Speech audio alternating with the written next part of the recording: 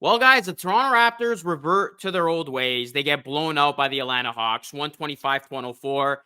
A game after the Raptors looked relatively good, they look absolutely horrible in this one. Their theme of inconsistency continues.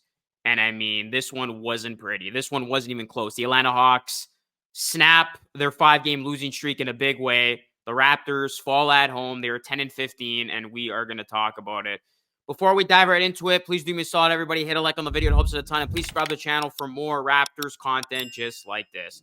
This season has been the definition of frustrating for the Toronto Raptors. I mean, looking good in one game, looking terrible the next. I don't think the Raptors can put together 3 wins so you can throw away that pizza party. Hell, I don't even know if this Raptors team can string together 2 wins in a row with the way things are looking. This was just a brutal game by the Toronto Raptors. All 5 of their starters in the negative in the plus-minus category. Pascal Siakam, 5-11, 15 points. OG, 3 of 8, 7 points. Pirtle did have 15. Dennis Schroeder was 3 of 7. Scotty Barnes did have 23 points. He was 9 of 15 from the field. He was only 1 of 5 from 3, though. 4 of 8 from the line. He continues to struggle at the line. He did have 8 assists, 4 rebounds, 2 blocks, 1 steal. Barnes was really the only bright spot in this one. I mean, he still was able to put up some nice numbers despite his minus 19. Chris Boucher had 7 points. Malachi Flynn had 11. Gary Trent Jr. had 8. Precious Achiuwa had 9. And then the Raptors emptied the bench there at the end, as we did see Grady Dick in 3 minutes, and he was able to hit a 3. I mean, at this point, if the Raptors are going to be bad, they might want to give more playing time to Grady Dick. Just saying. I mean, this was just an absolute chore to get through, guys. I'll be honest. This was a hard watch. The Raptors did not want any part in this game, it seemed. They did not play with any energy. This was literally the complete opposite of what we saw in that Wednesday game, which has basically been the definition of the Raptors to this point of the season. The Atlanta Hawks, they just got out to a good start, closed out the first quarter strong, closed out the second quarter strong, had a 10-point lead going into halftime, and then they completely just ran away with this thing in the fourth. It wasn't close, as the Atlanta Hawks just had their way with the Raptors in this one.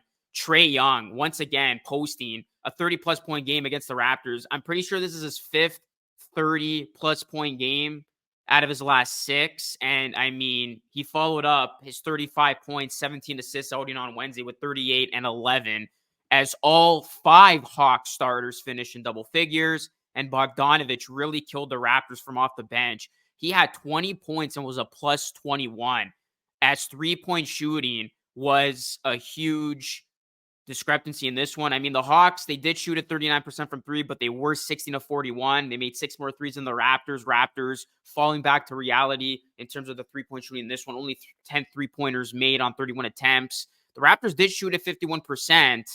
And then you look at points in the paint, the Hawks, 64 to the Raptors, 52. The Hawks' largest lead, 24. Raptors' largest lead, only 5. As the Raptors, they had 14 turnovers in this one, and free throws continue to haunt this team and be an issue. The Hawks, 83% at the line, 5 of 6. The Raptors actually got to the line 25 times, and they made only 14 of 25 free throws, good enough for 56%. So that's 11 points left off the table right there. And then the Hawks made 6 more threes. That's the ball game, basically.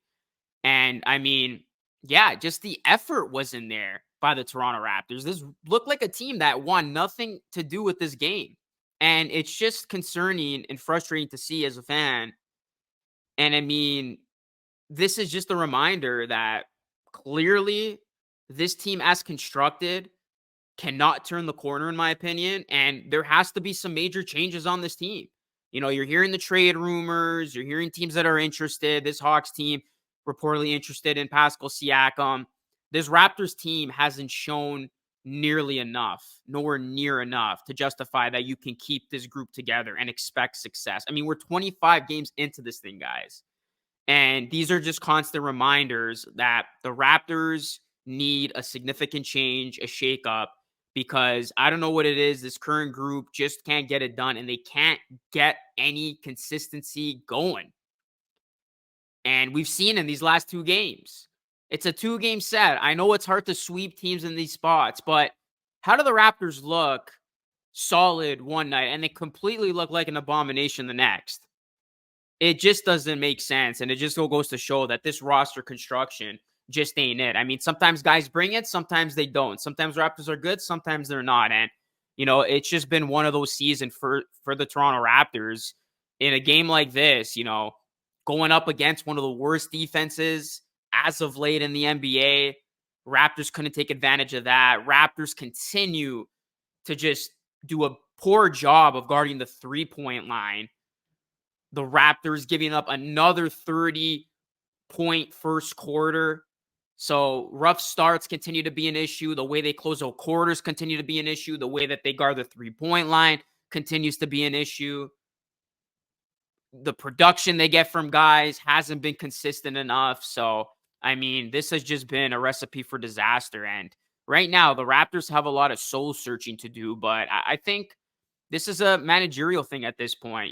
When your team is struggling for this long and nothing seems to click, sure, the Raptors can maybe change things up with the starting lineup, but that's not going to change much, guys. As much as people want to think, inserting Gary Trent Jr. into the starting lineup is magically going to turn the season around, I beg to differ. This is just a team that is not fitting together correctly, right? The puzzle pieces don't fit, and we've seen it now over a large sample size. And the Raptors, if there was ever a time in this season where they were maybe going to start to get things going and trend upwards, it was now. You got the Hawks again, who have been struggling. You got the Hornets on Monday.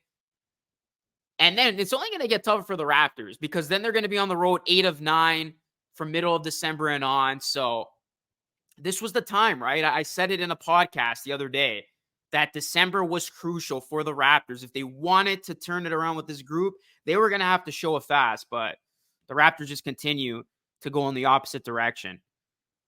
As this team, they get a win, but then they can't build on it. They lose to the Hawks, and this one wasn't close. There's not much more that needs to be said. This one was a blowout, and this was a no doubt about them by the Atlanta Hawks. It's like the Hawks kept coming. The Hawks kept making threes, making shots. Raptors couldn't slow them down, and the Raptors didn't do nearly enough on offense to keep up. And this offense looked very, very poor at times, especially when the Hawks were going on their runs. So that is it for this one, guys. The Raptors lose. They get blown out. They got 2 days off before they take on the Hornets on Monday. But Raptors Nation, what is your reaction to this team to this point? What's next? Where do the Raptors go from here? Do you agree that this thing is simply unfixable at this point and it's going to come down to managerial decisions of changing up the roster? Let me know your thoughts, guys. Hit a like on the video. Subscribe to the channel if you are new. It was a big trade coming. I put out a podcast the other day. Go check it out if you haven't already. That is it for me. It's Lucas signing off. Thank you so much for watching. I will catch you all again in the next one. Till next time, stay safe.